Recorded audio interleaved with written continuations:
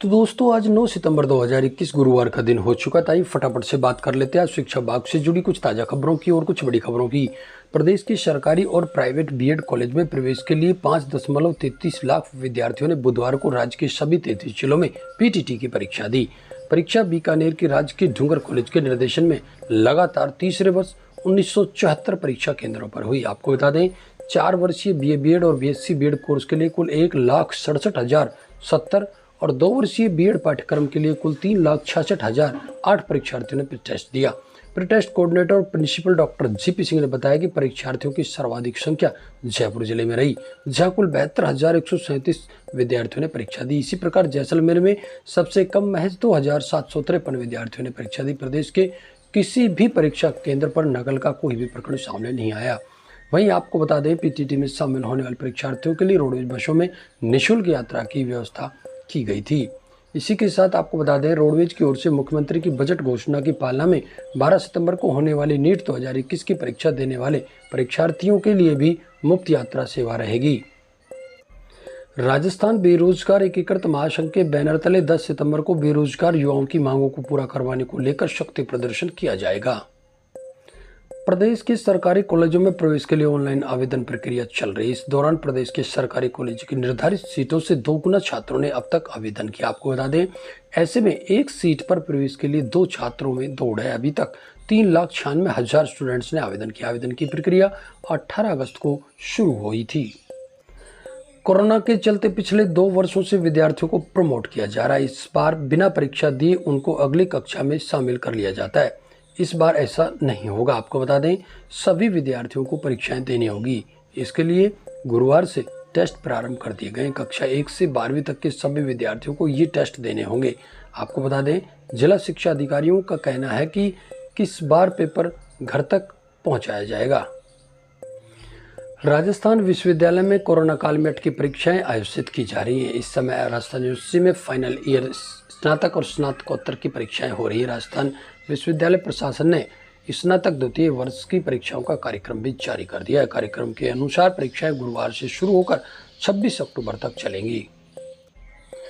SC, ST, OBC, MBC और EWS वर्ग के कॉलेज छात्र छात्राओं के लिए आवासीय सुविधाओं के लिए राज्य सरकार द्वारा वित्तीय वर्ष 2021-22 में अंबेडकर DBT वाउचर योजना शुरू की गई। आपको बता दें पात्र विद्यार्थी 15 सितंबर तक आवेदन कर सकते हैं। सामाजिक न्याय और अधिकारिता विभाग की ओर से जारी आदेशों के मुताबिक योजना से लाभान्वित करने के लिए पात्र विद्यार्थियों को चिन्हीकरण शुरू कर दिया गया है। आरक्षित वर्ग के जो छात्र राजकीय कॉलेजों की स्नातक और PG कक्षाओं में नियमित अध्ययनरत हैं योजना के लिए पात्र होंगे। कोरोना महामारी की वजह से करीब 17 माह से ज़्यादा समय तक स्कूल बंद रहे। इस दौरान कक्षा 1 से 8 तक के बच्चों की पढ़ाई सबसे ज़्यादा प्रभावित हुई। ग्रामीण स्कूलों के सिर्फ 8% और शहरों के 24% बच्चे ऑनलाइन पढ़ाई कर रहे हैं। ग्रामीण क्षेत्रों में 37% तो शहरों में 19% बच्चे बिल्कुल पढ़ाई नहीं कर रहे हैं। कोरोना काल में हर क्षेत्र में आए आर्थिक संकट ने सरकारी स्कूलों की जिम्मेदारी बढ़ा दी। आपको बता दें शैक्षणिक सत्र 2021-22 में अब तक करीब 2.35 लाख से ज़्यादा अतिरिक्त छात्र सरकारी स्कूलों में एडमिशन ले चुके हैं। कक्षा 9 से 12 तक की प्रवेश प्रक्रिया अभी 15 सितंबर तक चलेगी। इसके अलावा कक्षा 8 तक के प्रवेश पूरे वर्ष चलते रहेंगे। ऐसे में सरकारी स्कूलों में इस वर्ष करीब 7 लाख से ज़्यादा अतिरिक्त बच्चे आने का अनुमान शिक्षा विभाग लगा रहा है। राजस्थान कर्मचारी चयन बोर्ड जयपुर ने आर्थिक एवं सांख्यिकी विभाग राजस्थान के लिए कंप्यूटर पदों पर भर्ती के लिए नोटिफिकेशन जारी कर अभ्यर्थियों से आवेदन मांगे हैं। इस भर्ती प्रक्रिया के तहत कुल 250 पदों को भरा जाएगा। आपको बता दें इनमें से गैर अनुसूचित क्षेत्र और अनुसूचित क्षेत्रों के लिए क्रमशः 220 और 30 पद हैं। इन पदों के लिए ऑनलाइन आवेदन प्रक्रिया बुधवार से शुरू हो चुकी है। कॉलेजों में चल रही ऑनलाइन प्रवेश प्रक्रिया की अंतिम तिथि एक बार फिर बढ़ा दी गई है। कॉलेजों में प्रवेश के लिए विद्यार्थी अब 14 सितंबर तक आवेदन कर सकेंगे। इससे पहले आपको बता दें ऑनलाइन आवेदनों के ऑनलाइन सत्यापन की अंतिम तिथि 14 सितंबर रहेगी और प्रथम अंतरिम वरीयता सूची और प्रत्यक्षता सूची का प्रकाशन 20 सितंबर को किया जाएगा। राज्य के स्कूलों में कक्षा शिक्षण शुरू होने के साथ ही शिक्षा विभाग ने शिक्षण व्यवस्था को पटरी पर लाने का काम शुरू कर दिया है। जिस तरह पहले सितंबर में प्रथम परख होती थी वैसे ही इस शिक्षण सत्र में भी माध्यमिक शिक्षा निदेशालय ने 9 सितंबर को सभी विषयों का एक ही मूल्यांकन प्रपत्र तैयार कर वितरित करते हुए प्रथम परख के आयोजन के निर्देश सभी संस्था प्रधानों को दिए। आपको बता दें प्रथम परख के बारे में शिक्षा निदेशक के निर्देशों के मुताबिक कक्षा 1 से 10वीं तक के विद्यार्थियों की प्रथम परख में सभी विषयों का एक ही मूल्यांकन प्रपत्र होगा, जिसमें हर विषय के 20-20 प्रश्न होंगे तथा हर प्रश्न 1 अंक का होगा, जबकि कक्षा 11-12 के अनिवार्य विषयों के सम्मिलित तथा वैकल्पिक विषयों के मूल्यांकन प्रपत्र अलग अलग होंगे।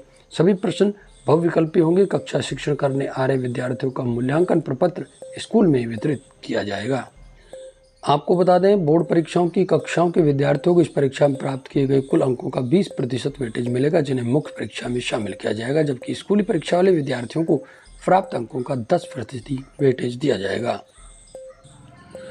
पुरुषों की तरह महिलाओं के लिए भी सेना में राष्ट्रीय रक्षा अकादमी के जरिए भर्ती का रास्ता साफ हो चुका। आपको बता दें केंद्र सरकार ने महिलाओं को लिंग आधारित बराबरी देने में ऐतिहासिक निर्णय लेते हुए लड़कियों को भी एनडीए परीक्षा में शामिल होने और एनडीए के जरिए सेना में भर्ती करने का फैसला किया है। शिक्षा विभाग ने वर्ष 2016 की ग्रेड 3 शिक्षक भर्ती में अंग्रेजी विषय की वेटिंग लिस्ट नए सिरे से जारी कर दी है। अदालती निर्णय के बाद विभाग ने उच्चतम न्यायालय में जाने के बजाय बेरोजगारों को नियुक्ति देने का निर्णय किया है।